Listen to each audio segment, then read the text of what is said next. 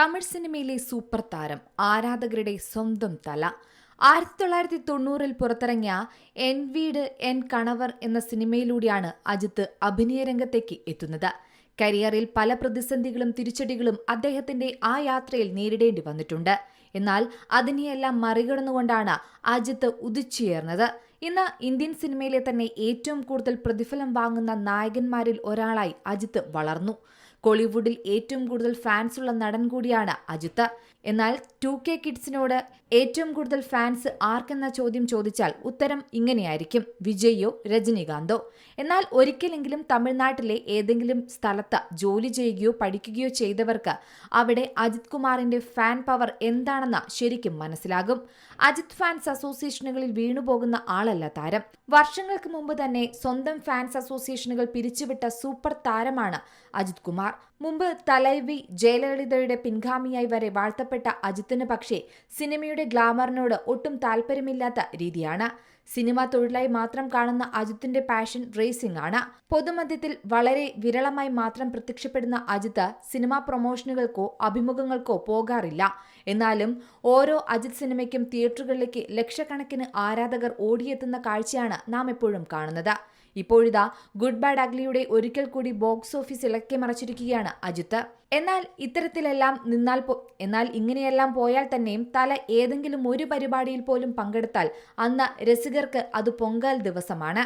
ഒരു കാലത്ത് തമിഴ് സിനിമയിലെ ഏറ്റവും വിലപിടിപ്പുള്ള നടൻ കൂടിയായിരുന്നു അജിത്ത്. ഇന്ന് ആ സ്ഥാനത്ത് വിജയാണ്. രജനികാന്തും തൊട്ടു പിന്നാലെയുണ്ട്. അജിത്ത് രജനികാന്തിന് പിന്നിലാണെന്നാണ് റിപ്പോർട്ടുകളും പറയുന്നത്. തന്റെ സിനിമകളുടെ വിജയത്തിനായി പ്രൊമോഷൻ പരിപാടികൾക്ക് പോകുകയോ അഭിമുഖങ്ങൾ നൽകുകയോ അജിത്ത് ചെയ്യാറില്ല. എന്നാലും ഓരോ അജിത് സിനിമയ്ക്കും വമ്പൻ കളക്ഷനാണ് ലഭിക്കുക. ഷൂട്ടിംഗ് തീർന്നാൽ തന്റേതായ വിനോദങ്ങളിലേക്കും കുടുംബത്തിനുമൊപ്പമുള്ള സ്വകാര്യ നിമിഷങ്ങളിലേക്കും താരം ചുരുങ്ങും. 2000-ലാണ് അജിത്തും ശാലിനി വിവാഹിതരാകുന്നത്. ബാലതാരമായി കടന്നുവന്ന തെന്നിന്ത്യയിലും മിന്നും താരമായി വളർന്ന നടി കൂടിയാണ് ശാലിനി. കരിയറിന്റെ പീക്കിൽ നിൽക്കെയാണ് ശാലിനി അജിത്തിന് വിവാഹം കഴിച്ചത്. ഗുഡ് ബാഡ് അഗ്ലിയാണ് അജിത്തിന്റേതായി ഏറ്റവും ഒടുവിൽ പുറത്തിറങ്ങിയ സിനിമ. ചിത്രം ബോക്സ് ഓഫീസിൽ വലിയ വിജയം തുടരുകയാണ്. ആദിക് രവിചന്ദ്രനാണ് ചിത്രം ഒരുക്കിയത്. ഈ സിനിമയുടെ 2ാം ഭാഗം അടക്കം അണിയറയിലുണ്ട് എന്നാണ് റിപ്പോർട്ടുകൾ.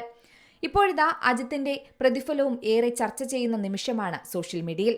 റിപ്പോർട്ടുകൾ പ്രകാരം ഒരു സിനിമയ്ക്ക് അജിത്ത് വാങ്ങുന്ന പ്രതിഫലം 105 മുതൽ 165 കോടി വരെയാണ്. ആഡംബര കാറുകളുടെ വലിയൊരു കളക്ഷൻ തന്നെ അദ്ദേഹത്തിനുണ്ട്. ചെന്നൈയിലെ അജിത്തിന്റെ ബംഗ്ലാവിന്റെ വില 12 മുതൽ 15 കോടി രൂപ വരും. സ്വിമ്മിംഗ് പൂളും ഹൈടെക് ജിമ്മും ഉൾപ്പെടുന്നതാണ് ഈ വീട്. കാറുകൾക്കൊപ്പം ആഡംബര ബൈക്കുകളും അജിത്തിന് സ്വന്തമായിട്ടുണ്ട്.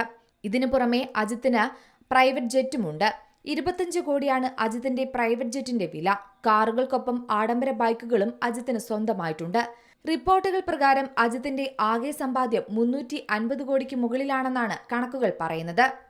Entertainment desk, Zee Malayalam news. ഏറ്റവും പുതിയ വാർത്തകളും വിശേഷങ്ങളും വിരൽ തുമ്പിലറിയാൻ സീ മലയാളം ന്യൂസ് എല്ലാ ഡിജിറ്റൽ പ്ലാറ്റ്ഫോമുകളിലും ലഭ്യം.